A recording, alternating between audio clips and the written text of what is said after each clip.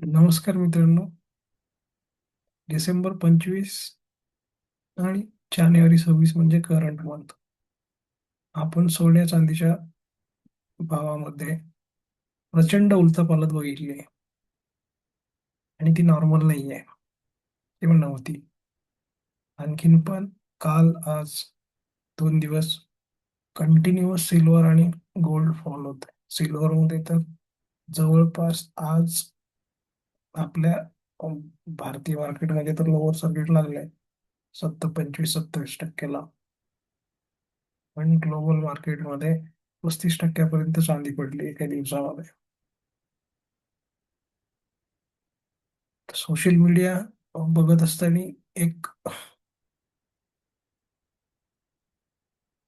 Theory सांगितली जाते की हे का मार्केट पडतंय. त्याचं कारण असं सांगितलं जातंय की अमेरिकेचं मॅनिप्युलेशन होत आहे. ते का? तर अमेरिकन जाणून बुजून सोन्याचे चांदीचे भाव पाडलेत का? पण हे बघूया. सर्वात आधी व्हायरल होत असलेल्या या थिअरी बद्दल थोडंसं सांगतो की असं लोक म्हणतायत की ह्या सगळ्याचं कारण चायना आहे आणि हे अमेरिका जे पाडते त्याचं कारण चायना आणि अमेरिकेतलं युद्ध आहे. कारण का जागतिक स्तरावर ग्लोबल लेवलला मेटल प्रोसेसिंग 70%च्या वरती चायनामध्ये चालते आणि 90%पेक्षा जास्त रिअर अर्थ मिनरल्स चायनामध्ये आहेत. आणि ह्या कारणामुळे चायना स्वतःची अर्थव्यवस्था ही मेटल बॅक करते आहे. आणि हे अमेरिकेला नको आहे. कारण आतापर्यंत ग्लोबल अर्थव्यवस्था डॉलर बॅक होती.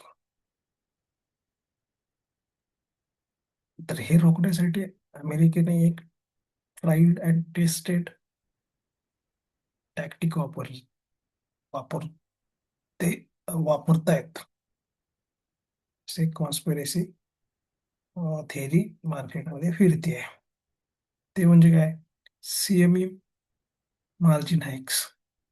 आपल्याकडे जसे NSE आहे, एक्सचेंज आहे, तसं अमेरिकेमध्ये CME आहे आणि ते ठरवतात मार्जिन्स फ्युचर आणि ऑप्शन मधले. तर त्यांनी सोन्या चांदीच्या भावात स्पेशली चांदीमध्ये 20,000पासून 25,000 पर्यंत मार्जिन ही डिसेंबरमध्ये वाढवली आणि आणखीन पण वाढवली असं लेटेस्ट आकडा माहित नाहीये. आणि ज्या ज्या दिवशी ते सोनं चांदीचे मार्जिन वाढवतात त्या दिवशी फॉल होते. आता हे का होत आहे? ह्याचं कारण हे आहे की मार्केटमध्ये तुमच्याकडे लिमिटेड पैसा आहे आणि ब्रोकरनी जर तुम्हाला तुमची एक्झिस्टिंग पोझिशन बनवली आणि मग त्यामध्ये तुम्हाला काही पैसे टाकायला लावले आणि तुमच्याकडे ते नाही आहेत तर तुम्ही ते पोझिशन फोर्सफुली क्लोज करता. आणि तेच होतंय चांदीमध्ये. आणि हे पाठीमागच्या काही दिवसापासून कंटिन्युअसली होत आहे, डिसेंबरपासून. तर हा षडयंत्राचा एक भाग समजला जातो आहे. आता आपण थोडंसं रियालिटी चेक करूया. ही थिअरी खरंच अशी आहे का? तर हे खरं आहे की मार्जिन वाढवले. ओके. त्यामुळे प्राइसमध्ये करेक्शन्स येत आहेत हे पण खरं आहे. पण मार्केटमध्ये चांदीने 2025 मध्ये 144% परतावा दिला आहे. मागच्या एका वर्षामध्ये चांदीमध्ये 144% रिटर्न ऑन इन्व्हेस्टमेंट भेटली आहे. आणि सोन्यामध्ये पण तसंच आहे, त्याच प्रमाणात आहे. मग जेव्हा भाव वाढतो इतक्या कमी वेळामध्ये इतका जास्त तर व्हॉलॅटिलिटी वाढते आणि ही व्हॉलॅटिलिटी मध्ये स्वतःला सुरक्षित ठेवण्यासाठी एक्सचेंजेस काय करतात? आपले मार्जिन्स वाढवतात आणि हे नॉर्मली सगळीकडे होतं. तर ह्याच्यामध्ये हे षडयंत्र आहे, तर असं प्रथमदर्शी षडयंत्र वाटत नाही. हे एक प्रोसिजरचा भाग आहे. स्टँडर्ड प्रॅक्टिस असल्यासारखं वाटतंय.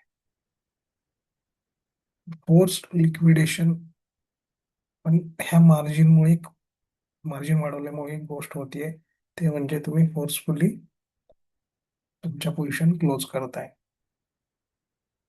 किंवा ॲज अ ट्रेडर त्यांच्या पोझिशन क्लोज करतायत आणि त्यामुळे सेलिंग प्रेशर येते आणि मार्केटचे भाव पडतायत. आणखी व्हॉलटिलिटी वाढते. तर आता सध्याच्या स्थितीमध्ये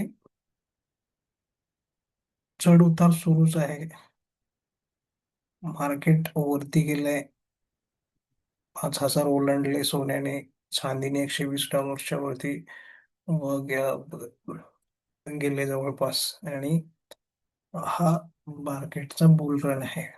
ह्याच्यामध्ये 30-35% मार्केटमध्ये करेक्शन होणं नॉर्मल समजलं जातं.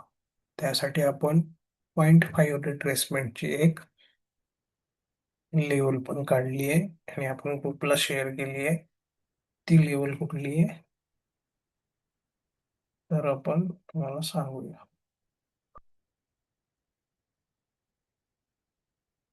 तर ही लेवल अराउंड 2.5 लाखाच्या आसपास येते सिल्वरमध्ये, भारतीय प्राइस नुसार.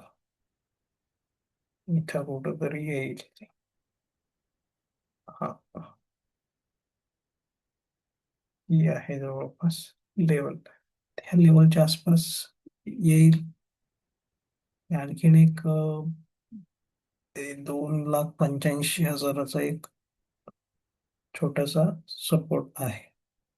तर या रेंजमध्ये, 2.5 ते 2,85 ह्या रेंजमध्ये मार्केट किंवा सिल्वरची प्राइस कशा प्रकारे बिहेव करतीये हे बघून आपण पुढचं काय आहे ते ठरवणार आहे.